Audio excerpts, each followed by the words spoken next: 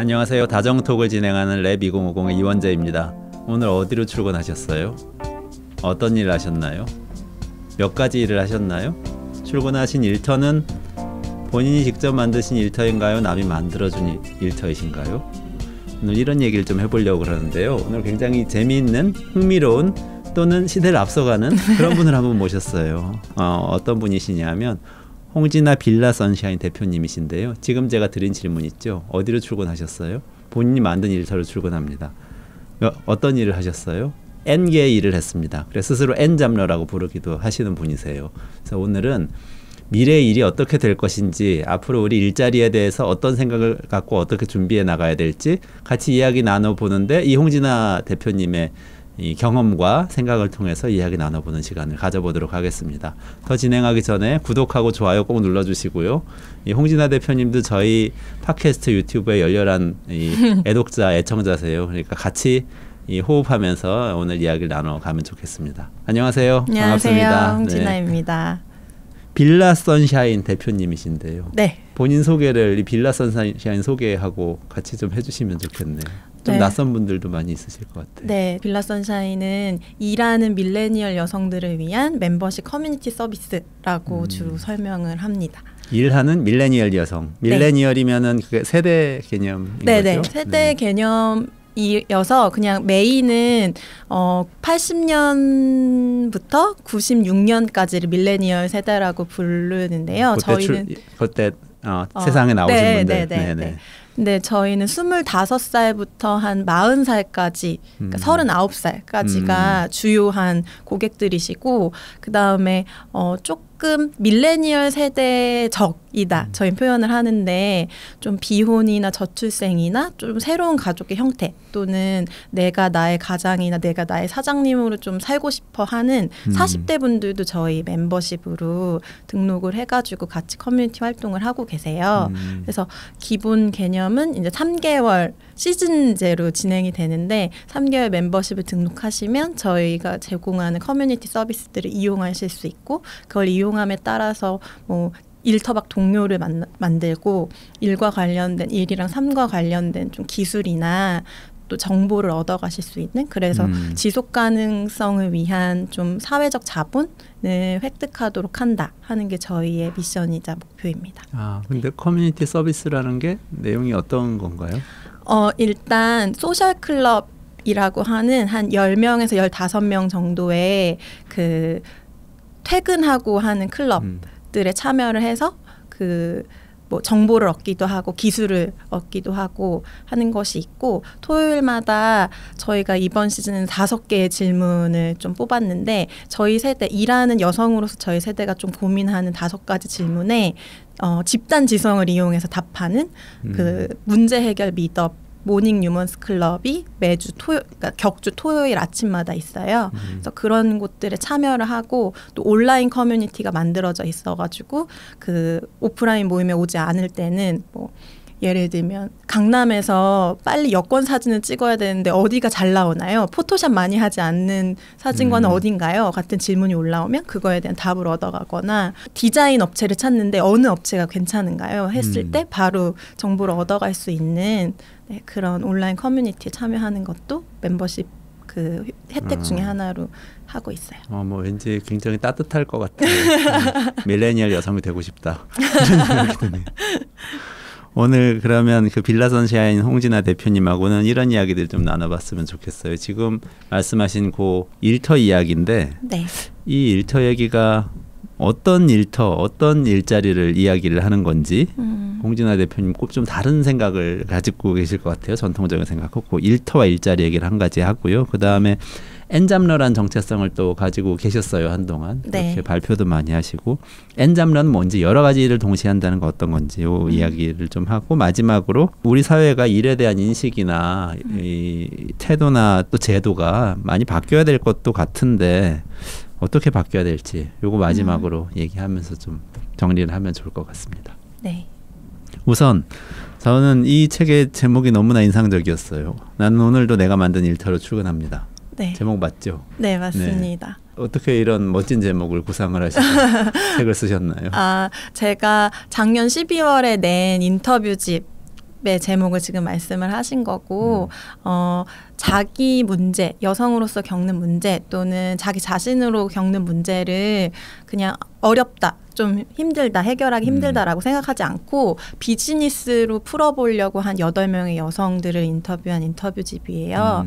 그래서 인터뷰를 하는 과정에서 되게 멋있는 그 여성들이다라는 생각을 하게 됐고 기존에 뭐 만났던 어떤 창업가들도 멋있는 일을 많이 하고 있기는 한데 이 8명의 창업가들한테 되게 공통적인 것이 이런 문제를 해결하고 있는 우리 일터는 어떤 모양이어야 될까 하는 조직 문화에 대한 고민도 같이 되게 많으시더라고요.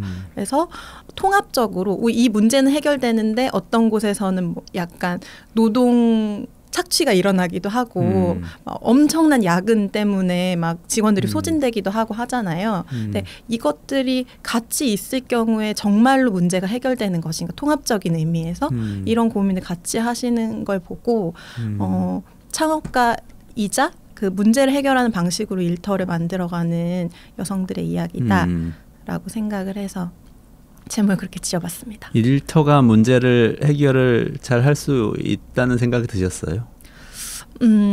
그걸 노력하는 것과 노력하지 않는 것은 좀 차이가 난다는 생각을 많이 했어요. 그러니까 저도 이제 전통적인 일자리부터 뭐 엔잡 실험을 하기도 하고 했는데 조금 얘기해 주시겠어요? 전통적인 일자리와 어떤 거였는지. 그 시민단체의 정책연구소에서 일을 하기도 했고요. 네네. 여기는 9시 출근, 6시 퇴근하는 주 5일 이렇게 하는 곳이었기도 하고 뭐 서울시 산하기관에서 일을 하기도 했었고 정말 전통적이네. 네네네. 그렇죠. 그래서 공무원들과 이렇게 일을 해야 하고 이런 서류 기반으로 일을 하고 하는 곳부터 시작해서 엔잡을 할 때는 이제 거의 재택을 하는 IT 스타트업에서 일을 하기도 했었고요. 그래서 여러 군데서 일을 했는데 그런 의문이 들 때가 있었거든요. 일을 하는 게 너무 의미가 있고 너무 재밌는데 나의 일의 환경이 바뀌지 않으면서 내가 어떤 문제를 해결한다고 했을 때 정말 사회가 변할까?라는 생각을 한 적이 있어요. 그러니까 이렇게 모두가 몇 주씩 야근을 하면서 집이나 친구들이나 뭐 가족들을 챙기지 못하면서 일을 하는 환경이 어떤 것을 나아지게 할까라는 생각을 한 적이 있어요. 그래서 저는 일터가 그러니까 일터에서 일하는 개개인들도 그 문제를 해결하는 주체이자 어떤 해결되고 나서의 열매를 같이 따먹을 수 있는 구조를 만들어야 서서히 변할 수 있다고 생각을 하거든요. 그래서 그런 관점에서 좀 인상적이었던 부분이 많아서 제목에 반영을 했습니다. 노동의 소외라는 개념하고 연결되어 있는 이야기네요. 옛날에 그 노동 소외 얘기할 때 내가 뭔가를 만들었는데 그것의 주인은 내가 아니고 그건 소비자에게 팔려나가고 나는 열심히 만들었지만 나한테 남는 거는 월급뿐이고 이런 이제 그래서 노동 자체가 소외를 불러온다 이런 이야기였잖아요. 그럼 근데 그게 극복이 될 수 있다고 지금 믿으시는 것 같아요. 기준을 뭘로 두느냐, 이게 정말로 없어질 수 있느냐 했을 때는 개인별 차가 있을 것 같기는 한데 저는 뭐 계속 여기 이 프로그램에서도 기술의 발달이 일이나 아니면 뭐 인간한테 어떤 영향을 미칠까, 미래의 인간들에게 이런 말씀 자주 하시잖아요.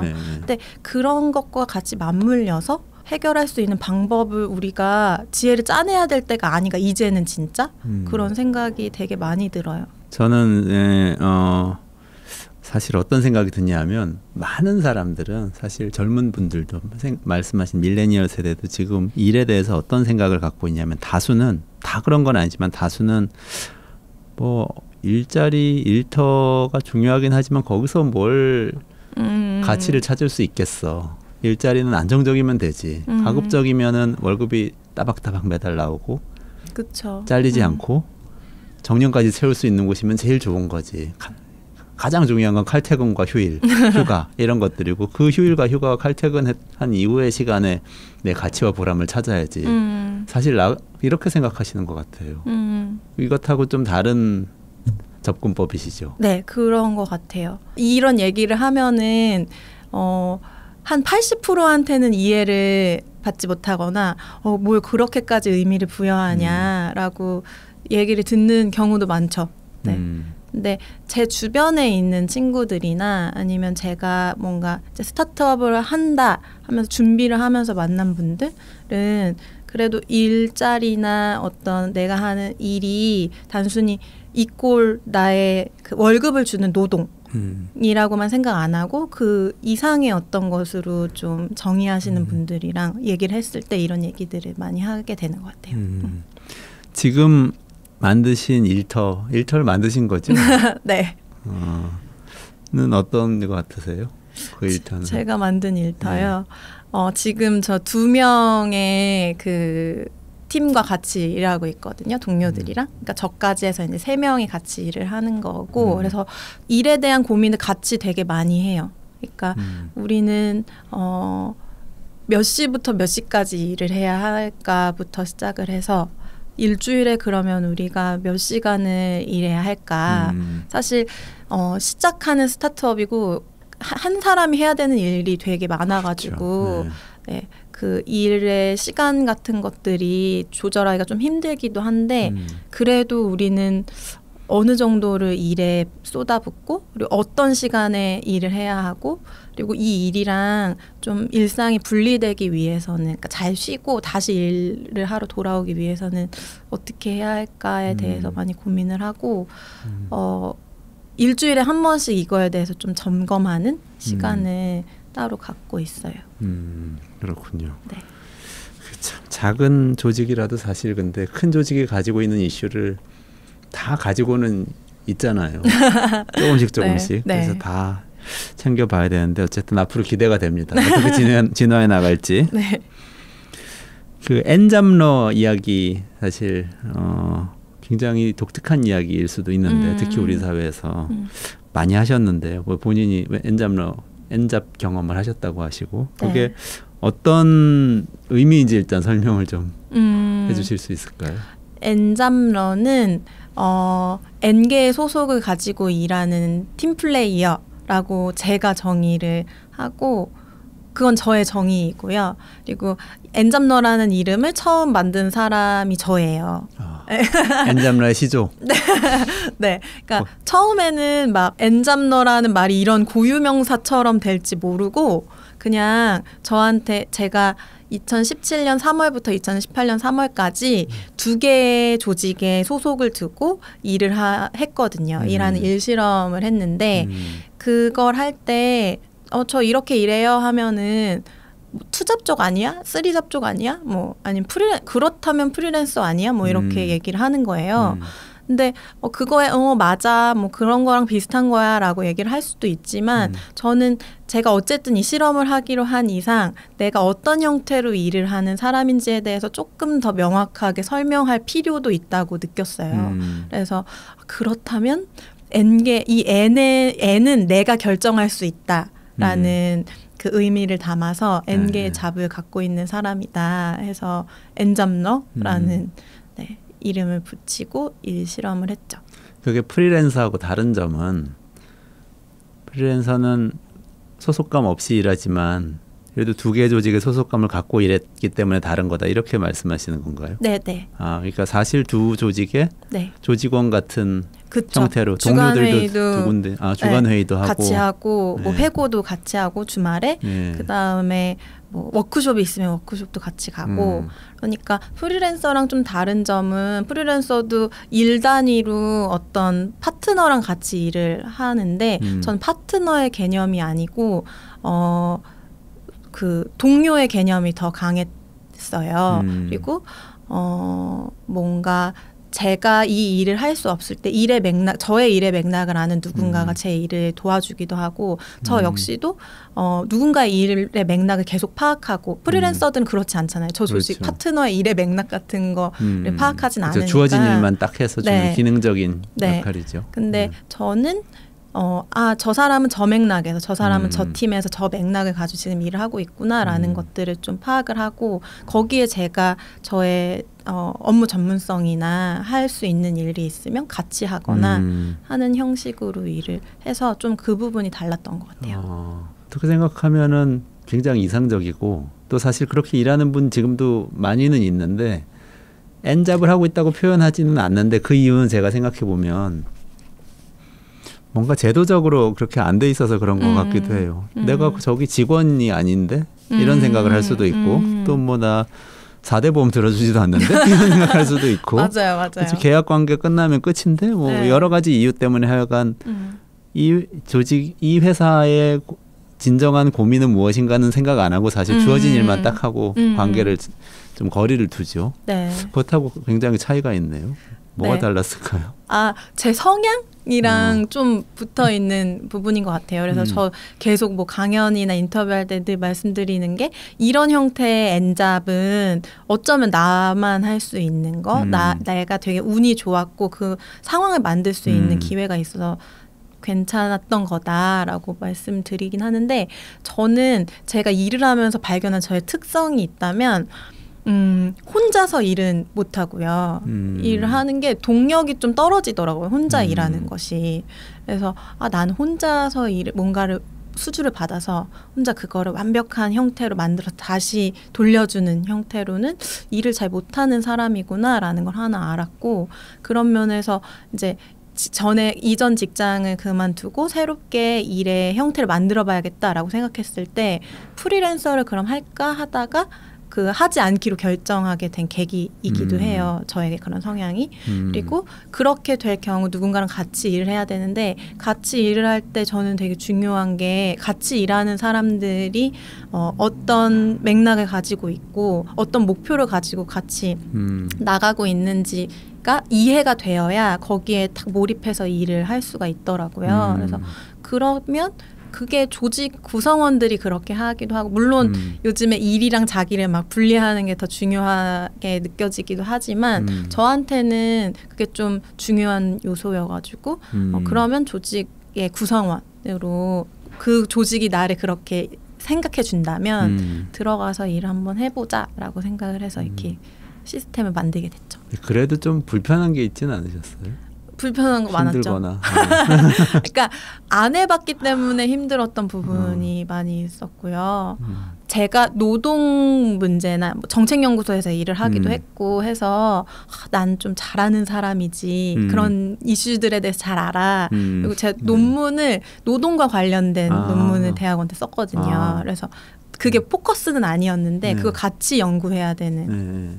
그래서 난 노동에 대해서 잘 아는 사람이지 그랬는데 N잡을 시작하고 나니까 내가 계약서를 어떻게 쓰는지도 잘 모르고 그다음에 이런 노동에 들어가는 요소들, 그러니까 노동법으로 우리가 보호받을 수 있는 요소들이 무엇인지도 모르고 그걸 잘 조율하는데도 이만큼의 커뮤니케이션 에너지와 시간이 드는구나 라는 거를 모르는 상태로 시작해서 그걸 알아가고 조율하고 그다음에 제가 적응해서 일하는데 시간이 조금 걸렸어요. 한 3개월 정도. 그 조직도 몰랐겠죠 아마? 이런 상황에서 어떻게 해야 되는지. 그래서 일이 그냥 있을 때마다 그럼 전 휴가는 어떻게 가야 되죠? 그러면 이런 뭔가 지원금 같은 게 나오잖아요. 복지비로 뭐 책을 사서 보세요라든지. 맞아요. 그건 저한테 어떻게 적용해야 법인카드 되죠? 쓰고 뭐. 네, 그런 것들에 대해서 근데 다행히 두 조직 역시도 약간 미래의 일이랑 미래 일자리에 대해서 고민이 되게 많은 관심이 많은 조직들이었어가지고 어떤 조직들이요? 한 군데는 조직 문화 컨설팅을 하고 밀레니얼 연구를 하는 진저티 프로젝트라는 곳이었고 또 한 군데는 민주주의 플랫폼을 만드는 IT 스타트업 빠띠였어요. 그 두 군데에서 굉장히 새로운 곳들이네요. 네. 그래서 3일 이틀 이렇게 주 5일을 두 개로 나눠가지고 일을 했었는데 그때 이런 것들이 있으면 같이 고민을 할 수 있는 조직들이 있었죠. 빠띠 같은 경우는 재택근무를 주로 했거든요. 조금 지나고 나서는 저희 가까이 사는 팀원들끼리는 또 모여서 일을 하기도 하고 그렇게 했는데 제가 N잡인 것 플러스 재택으로 일하는 조직은 또 어떤 것들을 더 좀 신경 써야 하는가 그리고 어떤 시스템을 만들어야 재택이 더 원활하고 서로한테 효율적인 방식으로 이어질 수 있을까 같은 거를 되게 끊임없이 얘기했어요. 저희는 주로 슬랙이라는 메신저를 이용해서 그 업무 대화를 나눴는데 그때 그걸 대화하는 과정에서도 제가 엔잡이라는 구조를 만들 수 있는 데 도움이 많이 됐죠. 하나하나 좀 짚어볼까요? 실제로 어떤지. 네네. 일단 휴가 얘기하셨고 네. 그다음에 그 사실 사회보험 얘기가 있을 것 같아요. 네. 그리고 근무 장소가 이렇게 여러 군데일 경우에 문제들 네. 있는 것 같고 또 어떤 문제가 있죠? 휴가 그 정도까지 아까 그 경비 처리 문제가 있었고 예. 복지비. 예, 복지비죠. 네. 그런 정도 일단 한번 좀 짚어보죠. 기왕 얘기가 나왔으니까. 네. 그러니까 휴가를 다 자유롭게 가는 분위기였어요. 그냥 뭐 2주 전, 그러니까 어떤 긴 휴가를 갈 때는 뭐 한 달 전에 여름 휴가, 뭐 겨울 휴가는 하면 되고, 그 다음에 연차를 쓴다 했을 때는 뭐 일주일 전에 그 팀 내부로 공유를 하면 된다. 그래서 그리고 이거는 제가 그 동료들이랑 비슷한 비율로, 같은 비율로 적용이 된다. 그러니까 이미 계약서에는 써 있었는데, 그래서 그런 생각만 한 거죠. 뭐 제가 5분의 2만 일하면 15일일 경우에는 뭐 6일만 일한다. 6일만 휴가를 간다. 하면 이거를 그 두 군데에서 합치면 15일이 되니까 네. 그래서 그렇게 하면 합리적이네라고 생각을 하고 일을 시작을 했는데, 예를 들면 제가 진저티에 이틀, 월요일, 목요일 이틀만 출근을 했거든요. 근데 연차를 하루 쓸 경우에 일주일에 하루만 일하게 되는 거예요. 근데 저는 업무를 그 계약을 할 때 한 달 정도 업무 조정을 했거든요. 어떤 일을 내가 책임감을 가지고 가고 일주일에 그 업무는 이러한 업무가 주로 될 것이다. 근데 그렇게 했더니 이틀 중에 하루만 빠져도 저한테 부담이 되는 거예요. 네. 어쨌든 이게 되게 그 뭐라고 하지? 일반적인 형태가 아니기 때문에 저 역시도 그냥 적응하면서 잘했어요 라는 얘기를 하지만 부담이 있는 거죠. 혹시라도 나의 이러한 그 구조 때문에, 내가 만든 이런 구조 때문에 회사한테 좀 안 좋은 영향이 가면 어떡하지? 라는 생각이 들어서 그래서 그냥 써도 되는, 예전 회사에서는 연차도 되게 잘 쓰고 막 주중에 좀 하루 쉬었다 가야겠다라고 하면 그 쉬기도 하고 했는데, 그걸 잘 선뜻 말할 수 없는 상황이 된 거죠. 그래서 막 고민을 되게 많이 하다가 그거에 대해서 이제 여름이 지나면서 같이 팀이랑 얘기를 하게 됐고, 그거는 당연히 가져가야 될 거니까 그 조정을 해보자. 하루 쉴 거 미리 얘기해주고 그 전주에 그 다음 주 일에 그런 구조를 먼저 팀이랑 짜면 되지 않겠냐라는 얘기를 하면서 이제 괜찮아지긴 했는데, 그 전에는 이 휴가를 내가 어떻게 써야 할까, 그러니까 법적으로 보장되어 있는 휴가고 그걸 써야 되는 건 맞지만 그 일의 구조상 내가 이걸 써도 될까 하는 고민들이 되게 많이 있었어요. 그렇군요. 그리고 또 결국에는 뭐 조정해서 잘 쓰게 되신 거고, 뭐 다른 분들도 휴가 가기 전에 휴가 갈 때를 예상을 해서 일을 먼저 해놓는다거나 아니면 뭔가 지시서를 쓴다거나 하잖아요. 네. 그런 방식을 저도 갖고 와서 이제 이렇게 했죠. 근데 사실 거의 못 썼어요, 휴가는. 여름 휴가, 겨울 휴가 말고는 네. 연차는 잘. 네, 연차는 잘 못 썼어요. 이거는 좀 엔잡을 한다면 유념해둬야 되는 그런 부분이네요. 네, 아니면 미리 제가 여름을 지나면서 팀이랑 얘기했던 거를 엔잡을 시작하시기 전에 얘기를 하시는 것도 좋다는 팁을 드립니다. 그렇군요. 네. 그리고 그 계약을 근로계약 맺으신 건가요, 그러면? 네. 양쪽 다 근로계약? 아니요, 그거는 그 법적으로 안 되고요. 그 근로계약은 빠띠랑만. 사흘 일하는 곳하고. 네, 3일 일하는 곳에서 하고 그 다음에 기타 소득으로, 기타 사업 소득으로 진저티랑은 계약을 했어요. 그러면 4대 보험을 빠띠에서 하는 거죠? 네. 빠띠가 좀 부담을 느끼지 않았을까 하는 생각이 그쵸. 드네요. 네. 근데 어쨌든 빠띠에서 받는 월급이 적어가지고 네, 그 그게 비례하잖아요. 네네네. 어느 정도의 월급이랑 네. 그 보험료가. 그래서 그렇게 하긴 했는데 이제 그렇게 계약을 하다 보니까 진저티에서는 제가 1년 1개월, 13개월 일을 했거든요. 근데 퇴직금을 못 받았죠. 아, 그래 퇴직금도 연결이 되네요. 네. 근로계약 상태와 퇴직금 연결되고. 네. 이 부분을 노무사분이랑 한번 얘기를 해봤거든요. 네네. 그러니까 그때는 아예 생각도 못했고 이런 사대보험이 나한테 이런 영향을 미치고 나는 이만큼을 내고 있고 생각도 못했고 어떤 나이브함으로 시작을 해서 네. 정말 그래서, 일만 생각하는 분이셨던 거예요.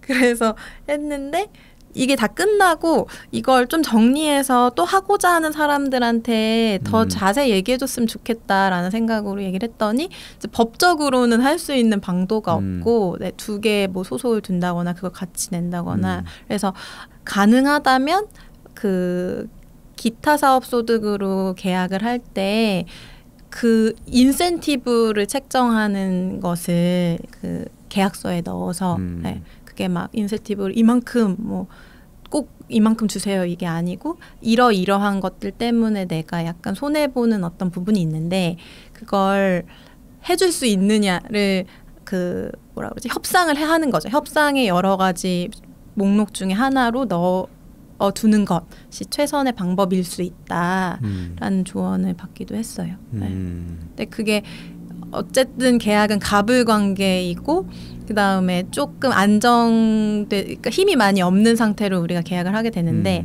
그게 잘 이루어질지는 모르겠으나 그리고, 네. 뭐 지금 법제도상으로는 그런데 법제도를 바꿔야죠.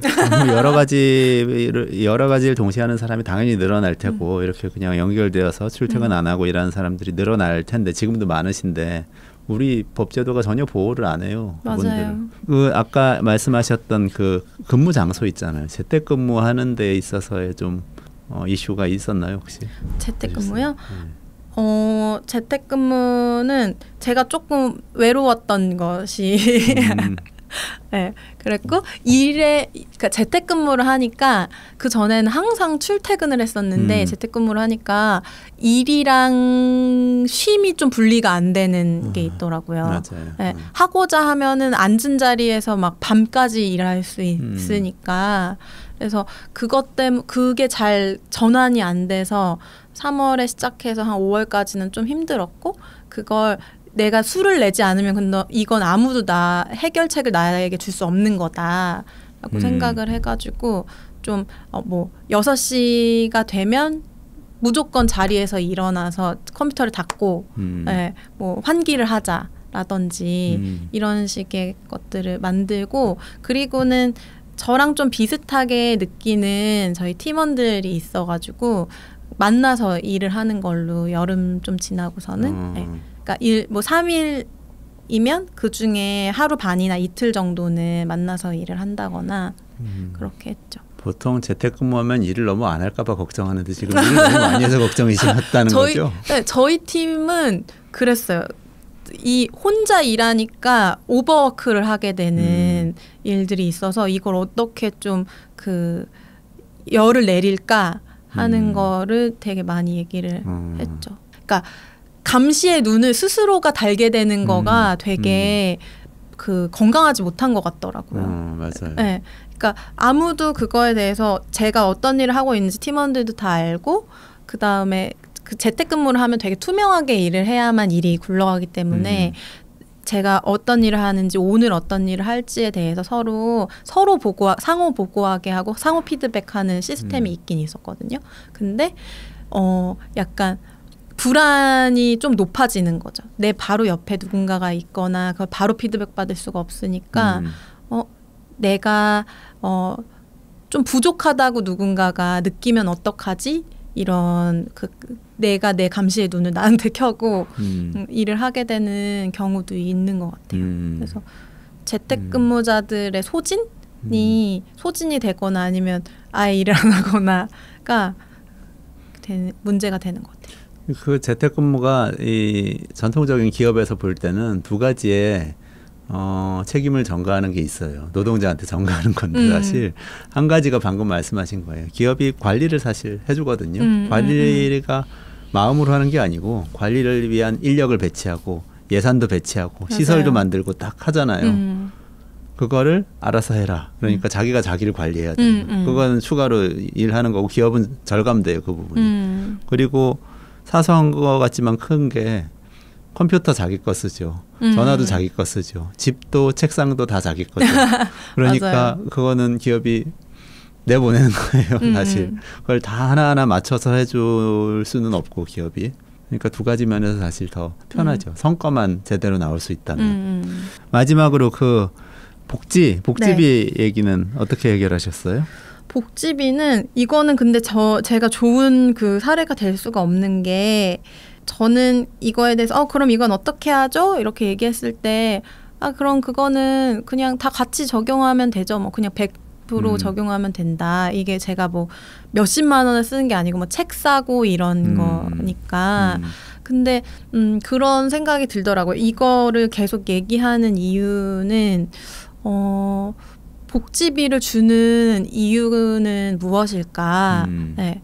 그래서 그게 그 직원들이 어쨌든 직원들의 로열티를 높이고 그 다음에 일을 조금 더 잘할 수 있는 환경을 만들어주기 위한 어떤 비용이라고 한다면 그러면 뭐 다 주는 게 맞지. 그런데 또 그런 형평성의 문제도 생기는 거죠. 그러니까 이런 관점으로만 보면 형평성의 문제가 없는데 어쨌든 서로 일하는 날짜에 따른 기여도가 서로 다르니까 그럼 그 기여에 따라서 불공평하다고 느낄 수 있는 사람도 있을 거고 불공평한 그 구조가 만들어질 수도 있을 거고. 난 이만큼 5일 동안 일하는데 저 사람은 2일 일하는데 왜 왜 복지비가 같지? 뭐 이런 이게 나올 수도 있어서 이거는 굉장히 되게 정교한 합의가 필요하다는 생각을 하고 이거에 대해서 좀 고민할 때도 나라에서 주면 좋을 텐데 이런 생각을 되게 많이 했어요. 그러니까 각 회사들이 이거를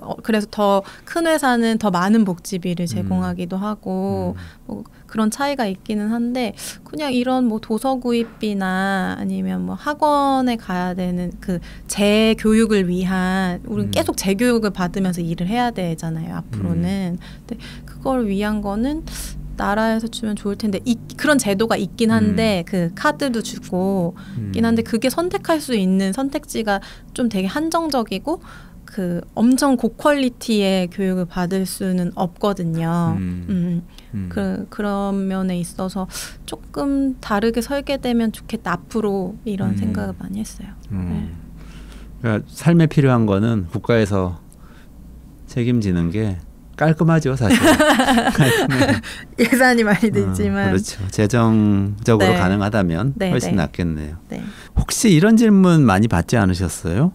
전문성에 대해서 의심받지 않냐. 이 일 저 일 너무 이것저것 하고 N잡이라고 해서 여기저기 다니고 하면은 한 가지만 진득하게 수십 년 한 사람하고 차이가 나지 않냐 이런 얘기 너무 많이 받았죠.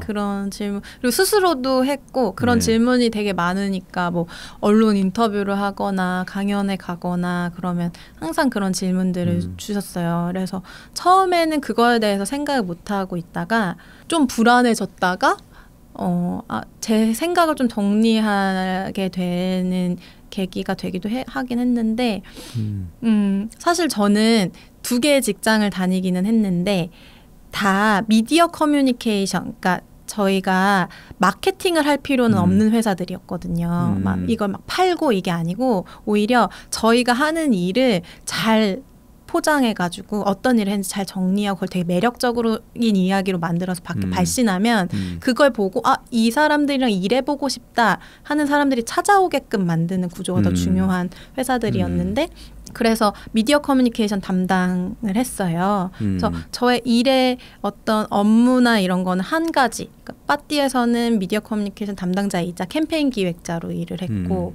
그다음에 미디어 커뮤니케이션 매니저로 진저티에서는 일을 했는데 저한테 있어서는 그 맥락은 하나인 거잖아요. 업무도 하나고 오히려 하나의 직장에서 일하는 사람들보다 만나는 파트너는 2배란 말이에요. 네. 그래서 나름대로 이렇게 전문성 또는 어떤 저의 일의 기술들이 계속 늘려가고 있는데 이제 하나의 직장이 전문성을 길러준다. 하나의 직장에서 오래 일해야만 전문성이 길러진다라고 생각하시는 분들한테는 너무 분절적으로 일을 하고 효율적이지 못한 커리어 관리로 생각이 되는 거죠.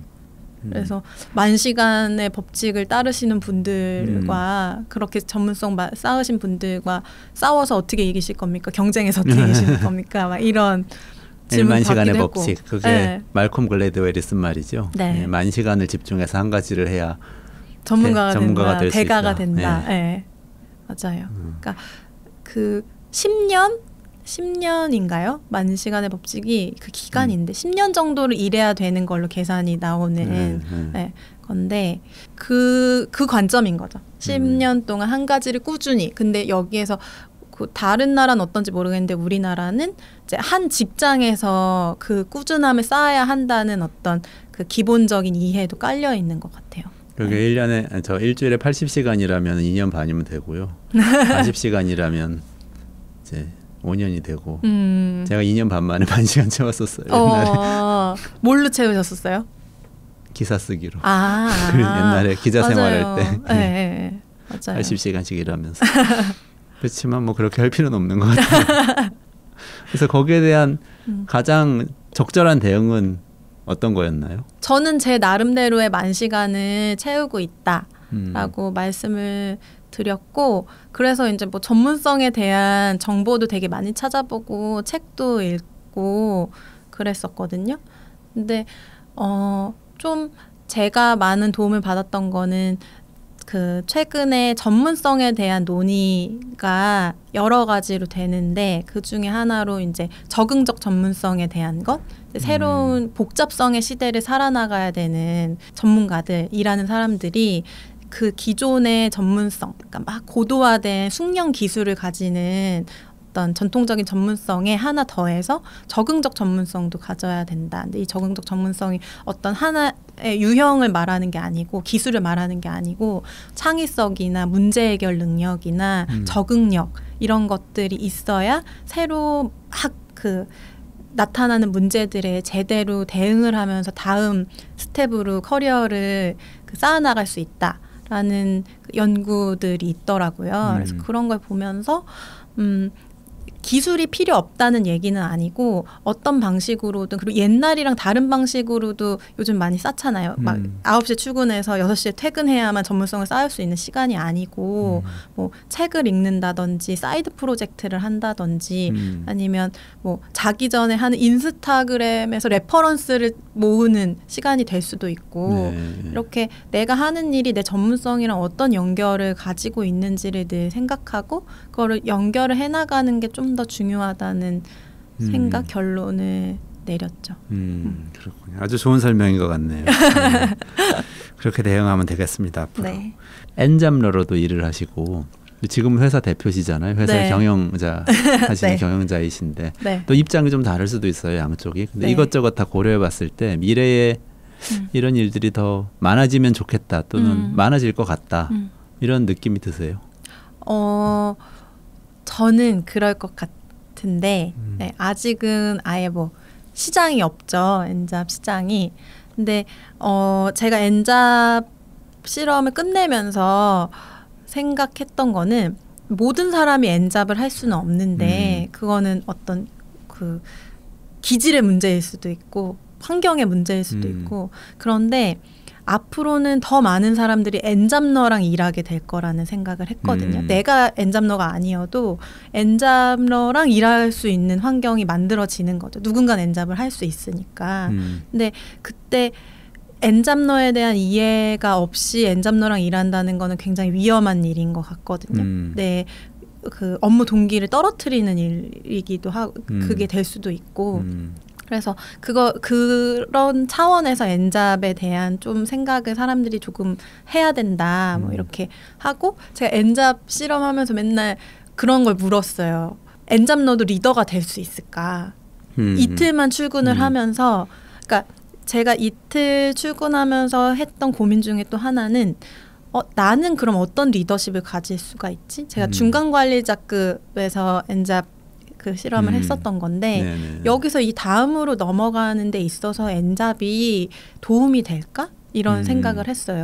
그거 굉장히 중요한 질문이네요. 네, 이틀만 출근하는 팀장이 있을 수 있을까? 또는 이틀만 출근하는 뭐 그 의사결정권자들이 있을 수 있을까? 이런 생각을 하고 답을 얻지 못한 채로 질문만 막 그러니까 했었어요. 우리 사회에서 프리랜서다 뭐 그렇게 독립노동자다 그러면은 딱 그 일을 기능적으로 하는 사람으로 생각하기 때문에 이분들이 관리자나 리더가 될 거라고 아예 생각을 안 해요. 그러다 보니까 사실 가불 구조가 쫙 이렇게 형성이 네, 되는 거거든요. 맞아요. 원청과 하청이 있고 하청업체는 원청이 시키는 것만 해야 되고 더 내려가면 이제 프리랜서 엔잡러들이 있는데 그분들은 그야말로 말단에서 딱 시키는 그 일만 해오는 분들이 돼버리는 거죠. 근데 사실 그러면 성장할 수 없잖아요. 맞아요. 그 일 안에서 리더가 될 수 있는데 그 방법을 고민을 해야 되겠네요. 네. 떠오르는 케이스가 하나 있는데 예전에 제가 MBA 할 때 네. 파트타임 파트너라는 케이스가 있었어요. 그건 어떤 법무법인에서 네. 파트너 승진을 시키는데 어떤 여성이 굉장히 일을 잘하는 여성인데 네. 집안 사정 때문에 파트타임으로 일을 하는 상태였어요. 근데 파트너 승진 심사를 하는 거예요. 파트너가 법무법인의 이제 그 임원이죠. 근데 모든 면에서 이분이 스코어가 좋은데 파트타임인데 승진을 시켜야 되겠느냐라는 거에 대한 토론 케이스였어요. 그 토론은 어떻게 결론이 났나요? 승진을 시키는 해피엔딩인데요. 스토리는 네. 스토리는 그런 이제 혁신적인 시도가 있었기 때문에 이 케이스가 나온 거였죠. 어쨌든 예전에도 전문직에서는 그런 논의들이 좀 있었던 네. 것 같아요. 그게 벌써 15년 전이거든요. 그러니까 그런 얘기도 많이 들었어요. 네가 하는 일이 굉장히 뛰어난 사람들은 그리고 굉장히 어떤 그 기술을 가지고 고도화된 기술을 가지고 이미 전문직 시장에서 일하는 사람들이 일하는 방식으로 네가 지금 일하고 있는 거야 이런 얘기들을 듣기도 했거든요. 그러니까 어떤 자격증을 갖고 있는 사람은 딱 시장에 나가가지고 나는 이걸로 이렇게 일할 수 있는데 한 이틀만 일하고 싶다. 이렇게 하면은 이틀 일하고 여행 갔다가 다시 돌아와서 난 3일만 일하고 싶은데 이렇게 하는 게 가능하다.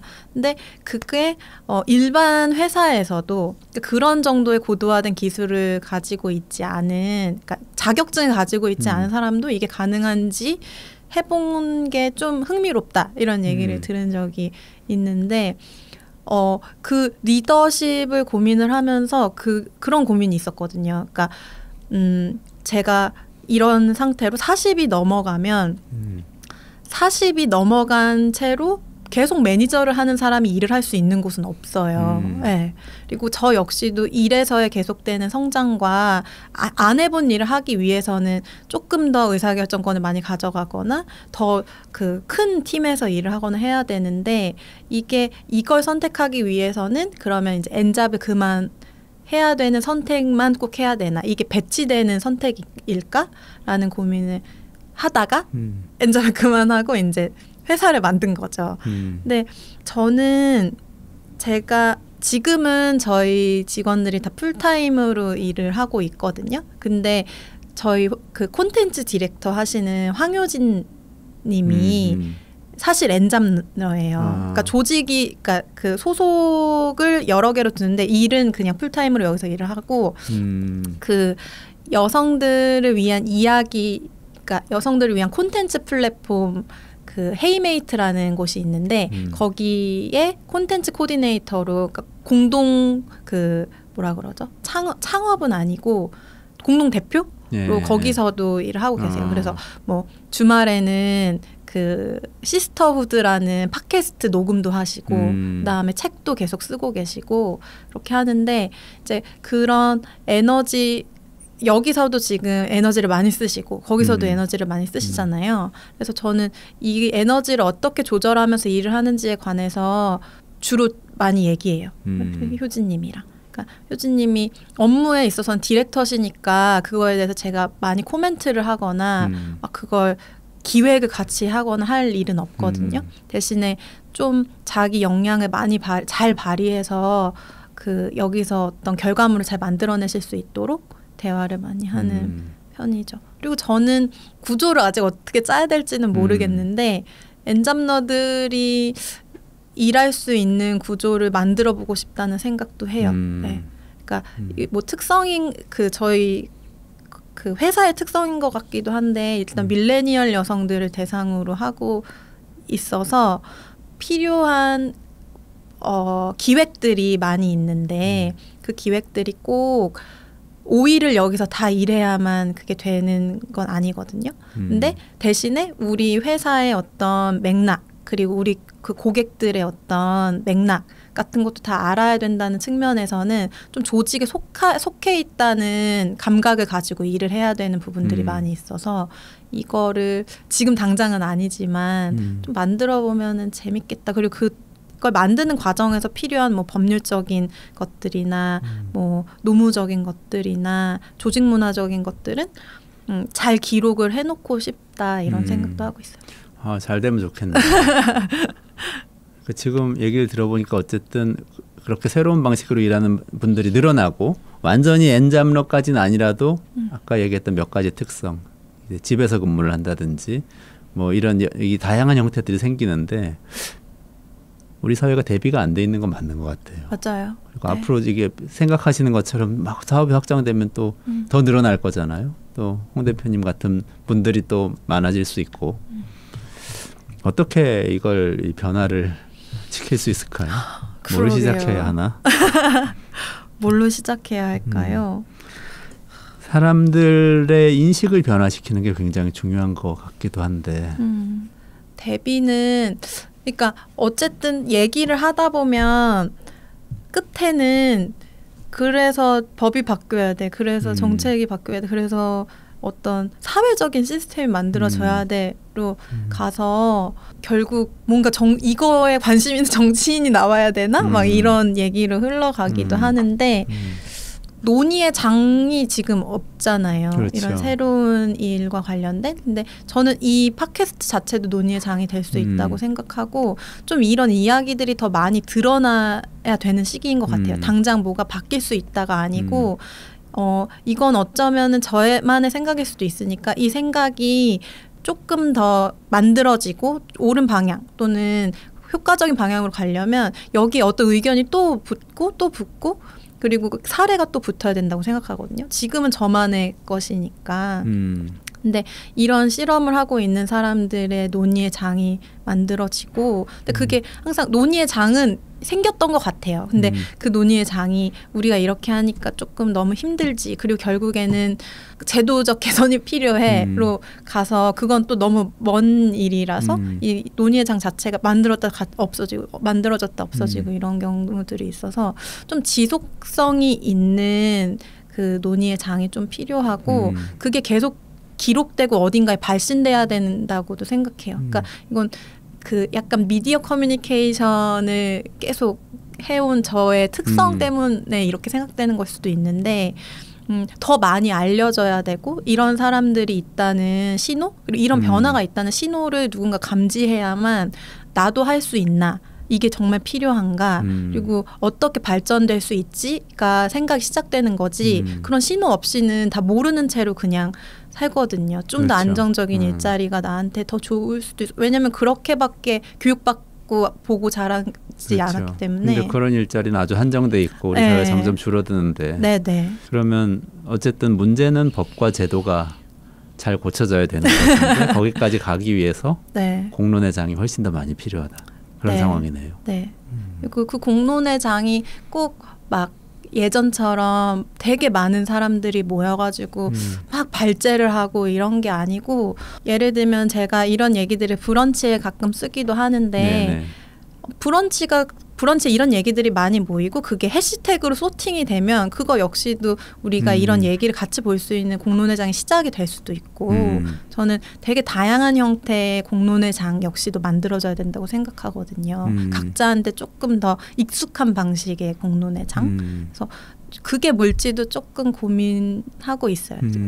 예를 들면 1차적으로 저희 고객들한테는 어떤 이런 얘기들이 나오는 가장 친근한 공론의 장은 어떤 걸까? 친근한 형태의 의견이 주고받아지고 거기서 어떤 결론이 점점점 묶여서 그 더 큰 힘을 받을 수 있는 구조는 뭘까 이런 것들을 같이 고민하고 있어요. 그러게요. 뭐 다양한 분들하고 얘기하는 것도 괜찮을 것 같네요. 저는 지난번에 이 시간에 라이더 유니언의 박정훈 위원장 나와서 같이 얘기했는데 그분이 얘기한 배달 노동자들이거든요. 근데 엔잡러가 있더라고요. 예술가이신데 네. 생업으로 배달하시는 거예요. 그래서 며칠은 배달하고 며칠은 음악 만들고. 저는 주말에 도배하시는 예술가분을 봤어요. 주중에는 도배가 토요일, 일요일 날 많잖아요. 근데 그게 어떤 기술이 좀 필요한 일인데 그 일당이 되게 괜찮나 봐요. 그래가지고 도배 기술을 배워서 주말에는 이사하는 곳들 이렇게 다니면서 도배를 하시고 주중에는 자기 작업을 하시고 이렇게 이런 구조를 스스로 만드는 그 분들도 점점 나타나는 것 같아요. 네. 그런 분들의 휴가와 뭐 이런 권리는 어떻게 되는 건지 좀 고민을 사회적으로 할 필요는 분명히 있겠네요. 네. 알겠습니다. 저는 찰스 핸디라는 학자가 생각이 나는데 찰스 핸디라고 영국의 철학자이고 사상가인 사람이에요. 유럽의 피터 드러커라고 불리던 분인데 이분이 한참 됐죠. 한 20년 된 것 같은데요. 코끼리와 벼룩이라는 책을 냈는데 그게 말씀하신 내용하고 좀 비슷해요. 네. 미래 사회는 코끼리와 벼룩들이 살아가는 사회가 될 것이다. 코끼리는 거대한 대기업들인데 이들은 아주 느리고 둔탁하고 경직되어 있지만 사회에 꼭 필요한 존재들이고 하지만 대부분의 새로운 일들은 이들이 하지 않고 벼룩들이 하게 되는데 그 벼룩들은 통통 튀어다니면서 때로는 코끼리와 함께 일하고 때로는 벼룩들끼리 연결해서 일하기도 하고 일을 하다가 안 하기도 하고 여러 가지 일을 하기도 하고 그렇게 산다고 얘기했었어요. 20년도쯤 전인데 굉장히 앞서간 이야기죠. 진짜 미래에 이런 사회가 오는 것 같아요. 이런 사회가 오면 기업에 있는 사람들도 사실 지금 생활하다 보면은 기업에서 일하다 보면은 작은 일들이 있잖아요. 정말 하루 이틀 사흘 만에 처리할 수 있는 일들이 많이 있는데 사실은 엔잡러들을 못 찾기 때문에 또는 엔잡러들이 존재하지 않기 때문에 벼룩이 어디 있는지 알 수 없기 때문에 다 이렇게 끌어안고 일이 지체되거나 너무 많은 일을 수많은 꼭지들을 그냥 기업에서 이 풀타임으로 일하는 사람이 떠안고 가는 경우들이 많이 있거든요. 근데 이게 좀 유연해지고 엔잡러들이 많아지면 이런 문제도 해결할 수 있겠다 이런 생각도 드네요. 그런 좀 통하는 이야기인가요? 네. 통하는 이야기라고 생각이 들어요. 네. 저는 이 아까 브런치 얘기하셨는데 홍진아 대표님이 브런치에 쓰신 나는 혁신농부인 것인가?